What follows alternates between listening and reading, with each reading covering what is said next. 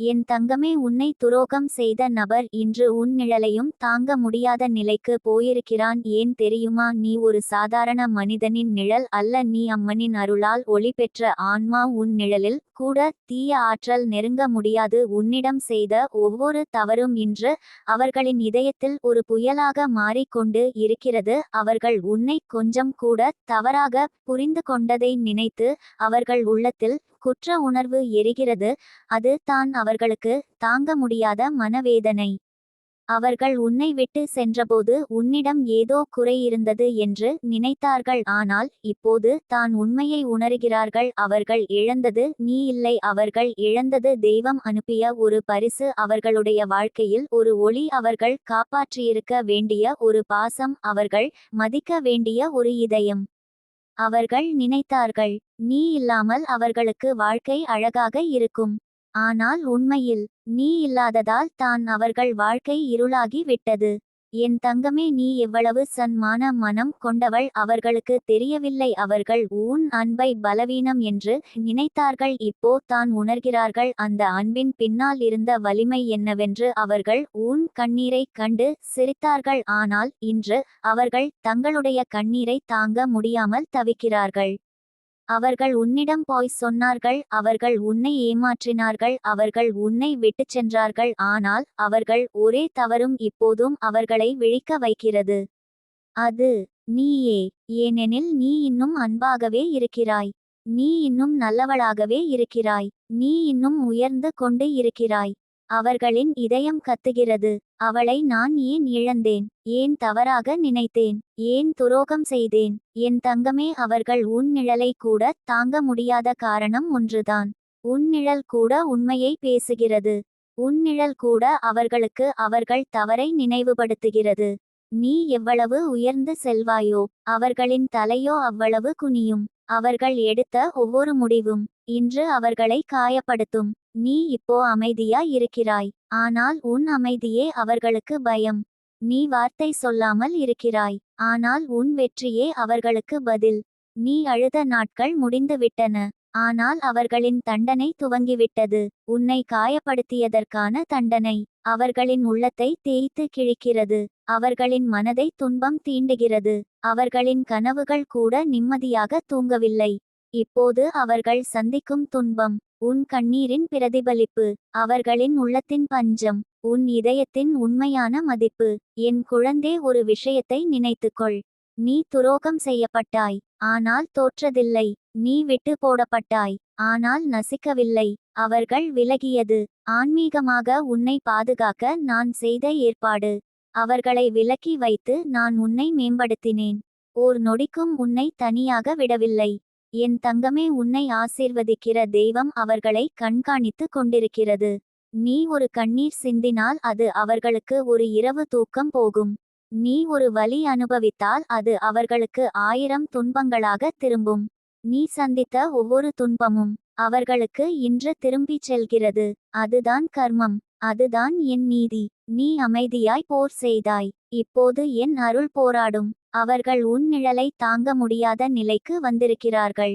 ஏனெனில் உன் ஒளி அதிகமாகி வருகிறது. உன் வெற்றி வெளிப்படையாகி வருகிறது. உன் வாழ்க்கை பிரகாசமாகி வருகிறது. உன் நிழல் கூட அவர்களிடம் சொல்லிக் கொண்டிருக்கிறது, அவள் திரும்பி வர முடியாத இடத்துக்கு போயிட்டாங்க. அவள் ஒரு ராணி ஆகிட்டாங்க. அவள் உன்னால் எதையும் இழக்கல. என் பிள்ளை, நீ இப்போது உணர வேண்டியது ஒன்றுதான். உன்னை துரோகம் செய்தவர் உன் வாழ்க்கையின் ஒரு பக்கம் மட்டுமே.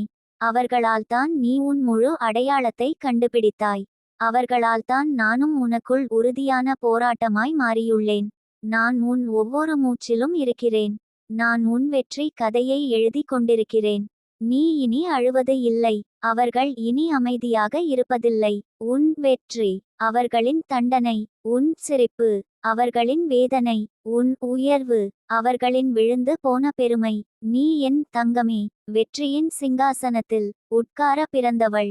உன்னை தாங்க முடியாதவர்கள் உன் நிழலையும் தாங்க முடியாமல் போவார்கள். இனி நீ ஒளியாக மட்டுமே பிரகாசிக்க போகிறாய். அவர்களுக்கு நீ ஒரு எச்சரிக்கை அல்ல, நீ ஒரு உண்மை.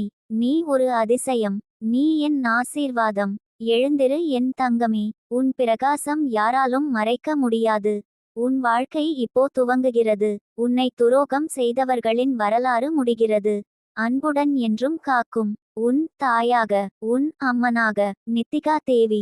என் தங்கமே, நான் சொல்ற மாதிரி உனக்கு யாரேனும் துரோகம் செய்திருந்தாலோ, பாசத்தை துரோகம் செய்திருந்தாலோ, அவர்களுடைய மனசுல ஒரு வேதனை உருவாகாம இருக்க முடியாது. அப்படி உன்னை விட்டு சென்றவர்கள் இன்று உன் நிழலையே பார்க்க முடியாத நிலைக்கு போயிருக்காங்க. ஏன்னா நீ இன்னும் நிறைய உயர வேண்டிய பெண்ணு. உன்னுடைய வாழ்க்கை இப்போ தான் ஆரம்பிக்குது. நீ இன்னும் வளரப்போகிற அழகான மரம். உன்னுடைய கிளைகள் இன்னும் உலகமே பார்த்து வியக்கும் அளவுக்கு விரிந்து கொண்டு இருக்கும். அந்த நேரத்துல உன்னை விட்டு சென்றவர்கள் திரும்பி வந்து உன் நிழலை கூட அனுபவிக்கவே முடியாத நிலை வரும். உன்னுடைய ஒவ்வொரு வெற்றியும் அவர்களின் மனசுக்குள் ஒரு கணம் வலி தந்து கொண்டே இருக்கும். அது கர்மா. அது நீதிக்கான வெளிப்பாடு. என் தங்கமே, உன்னை யாராவது துன்பப்படுத்தினாங்கன்னா அது நேரடியாக அம்மன் கண்களுக்கு படும். நம்ம கணக்கு எழுத நம்ம கைகளை நம்ம பயன்படுத்துற மாதிரி உன்னை அழவைத்தவர்களுடைய கணக்கை அம்மன் கையாலேயே எழுதுவாங்க. உனக்கு எதிராக நடந்தவர்கள் இன்று ஏன் பதட்டப்படுறாங்க தெரியுமா என் தங்கமே? அவர்கள் செய்த தவறை ஒருநாளும் மறக்க முடியாது. அவர்கள் உன்னிடம் துரோகம் செய்ததை நினைத்தாலே அவர்கள் இதயம் நடுங்கும். அவர்கள் மனசுல ஒரு பயம் வருது. ஏன் தெரியுமா? நீ உயர்ந்து வருற ஒவ்வொரு நிலையிலும் அவர்கள் தானா உனக்கு தடையாக இருந்தார்கள் என்று உணர்கிறார்கள். என் தங்கமே, நீ அழுத இரவுகள் எல்லாம் வீணாவில்லை. அந்த கண்ணீரை பார்த்து அம்மன் உனது வாழ்க்கையின் பாதையை மாற்றி எழுதி விடுறாள். உன்னை விட்டு சென்றவர் இப்போ திரும்ப வாய்ப்பு தேடிக்கிட்டு இருக்கார்.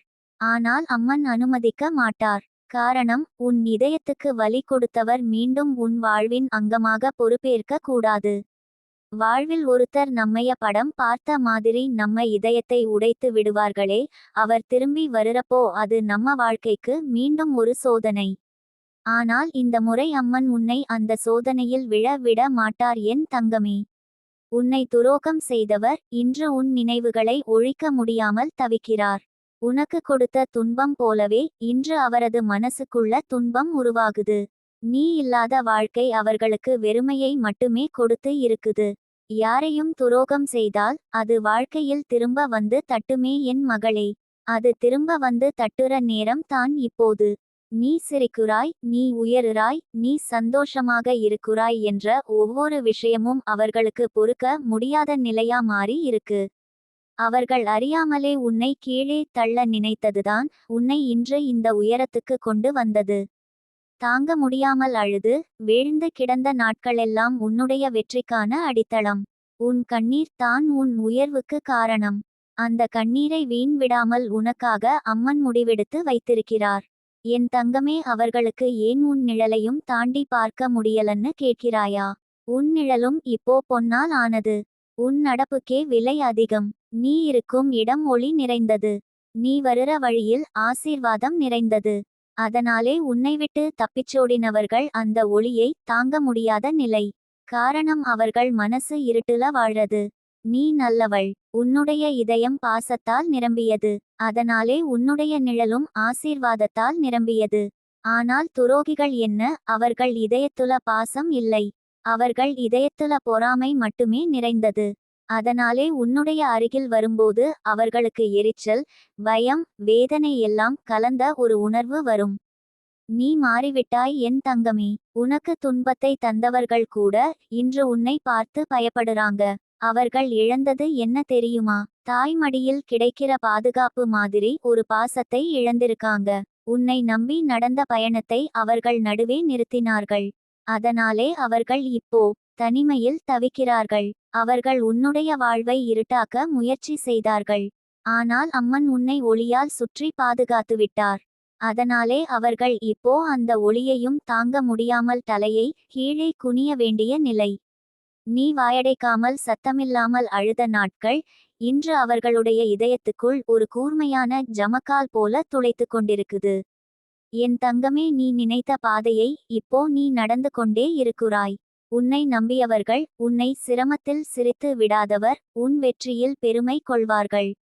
ஆனால் உன்னை துன்பப்படுத்தியவர்கள் இப்போ உன் வெற்றியை பார்த்து வலிக்குறாங்க. அது தான் வாழ்க்கையின் நியதி.